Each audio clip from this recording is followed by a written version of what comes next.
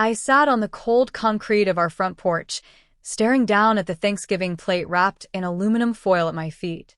Through the window, I heard the engine of my dad's new SUV roar to life.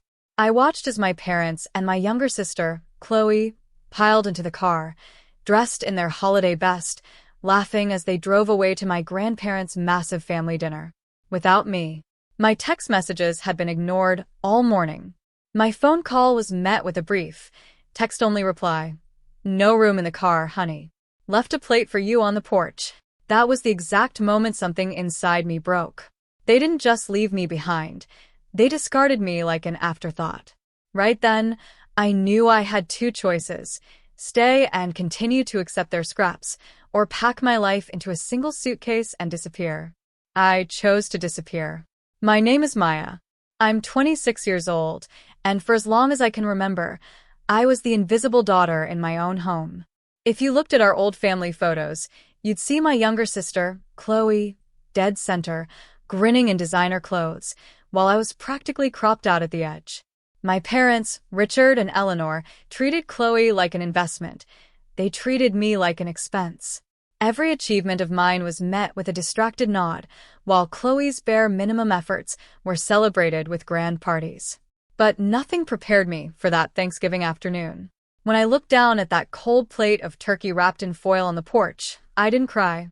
Instead, a strange, absolute calm washed over me.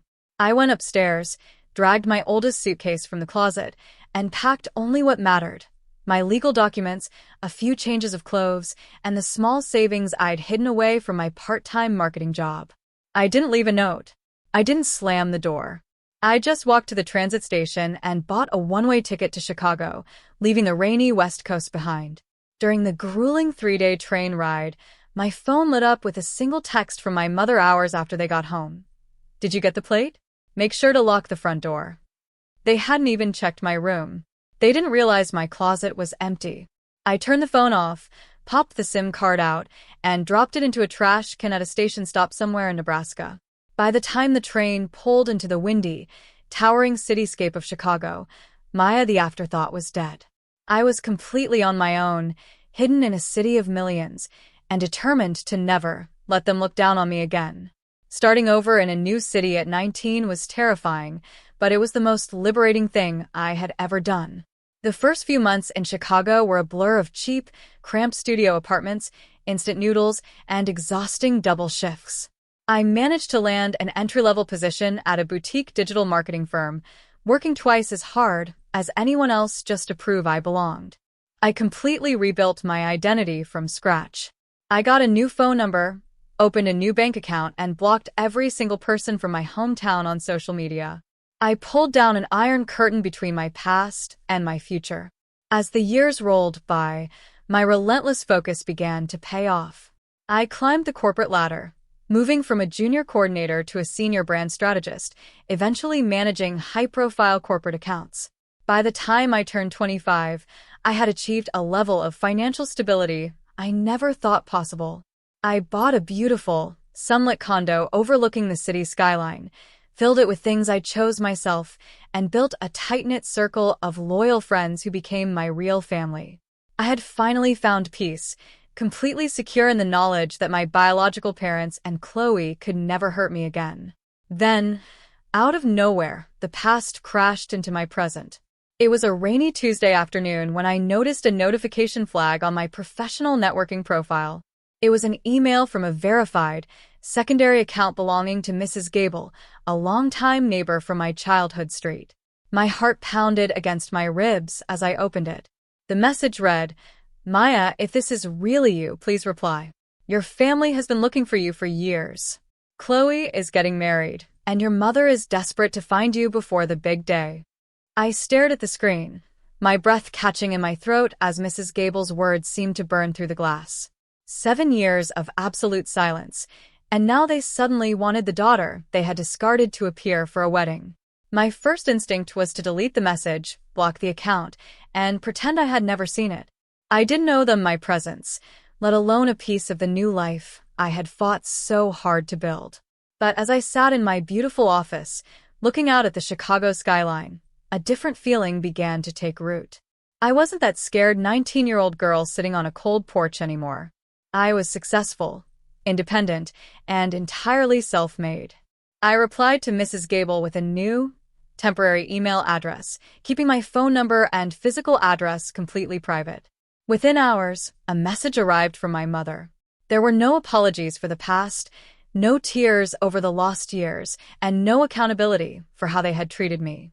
Instead, the email was filled with superficial updates about Chloe's lavish engagement to a wealthy local businessman and an urgent, almost demanding plea for me to attend the upcoming wedding back in our hometown. "We need our family whole for Chloe's big day, Maya. It's time to put the past behind us and come home," she wrote. It was classic Eleanor, reframing my escape as a petty grudge rather than a reaction to their cruelty. I knew there had to be an ulterior motive. They simply weren't the type to seek reconciliation out of pure love. My gut told me to stay away, but curiosity and a desire for true closure won. I decided I would go to the wedding. However, I made a strict rule for myself. I would keep my professional success, my wealth, and my current life an absolute secret. I wanted to see exactly who they were when they thought I was still the struggling, left-behind girl they had abandoned. Walking into the upscale country club for the rehearsal dinner, the familiar scent of expensive perfume and country club air made my stomach tighten. I wore a simple, unbranded dress and carried an old purse, deliberately masking the career success I had achieved in Chicago. The moment I stepped through the double doors, the room went dead silent. My mother dropped her wine glass, her eyes widening in absolute shock, while my father stared at me as if he were looking at a ghost. Chloe, dressed in a white silk gown, blinked rapidly, her face twisting from surprise to immediate annoyance. "Maya," my mother gasped, rushing over to pull me into a stiff, performative hug that smelled heavily of Chardonnay. "You're actually here. You look, well, you haven't changed much." It was a classic, passive-aggressive jab at my modest appearance, and I simply smiled.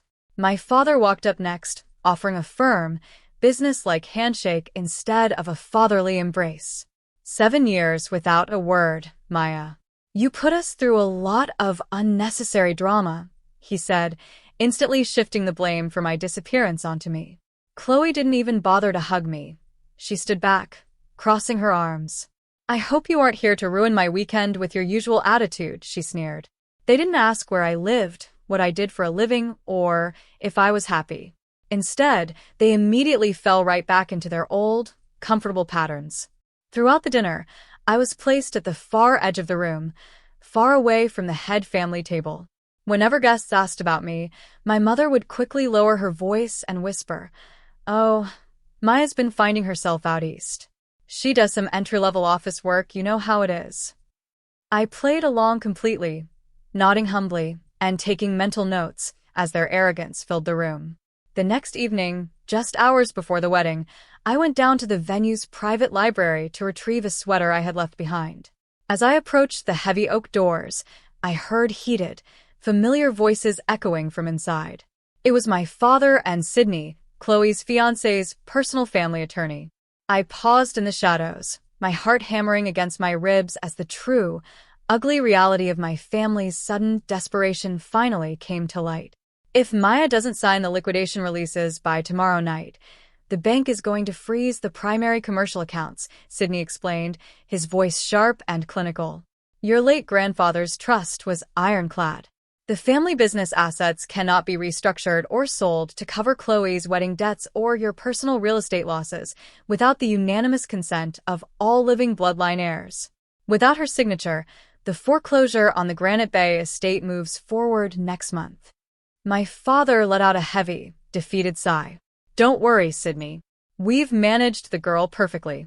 Eleanor told her she was missed, and she came running back like a stray dog looking for scraps. She thinks she's just here to be a bridesmaid. She has no idea about the money, and she certainly doesn't have the legal background to understand the release forms we're putting in front of her. She'll sign whatever we give her just to feel like she's part of this family again. We'll have the funds cleared by Monday morning. I stood frozen in the dim hallway, the sheer scale of their betrayal washing over me. They hadn't spent 7 years looking for me because they missed their daughter. They hadn't invited me to this wedding out of love or regret. I was nothing more than a legal checkbox, a tool to be manipulated so they could salvage their failing finances and fund Chloe's billionaire lifestyle on my grandfather's dime. A cold, sharp anger replaced the old hurt inside me. They thought I was still the naive girl they left on the porch. They had no idea I was about to dismantle their entire plan. The morning of the wedding, the bridal suite was a chaotic mess of silk, tulle, and frantic energy. Just an hour before the ceremony, my mother smoothly guided me into a quiet corner room where Sydney, the family attorney, was already waiting with a thick stack of documents spread across a glass table. My father stood by the door like a guard, trying to project his old commanding presence. "Maya, sweetie," my mother said, her voice dripping with that synthetic warmth I had learned to despise. "Before the festivities begin, we just need you to sign a few routine family estate updates. It's just standard paperwork to clean up your grandfather's old accounts."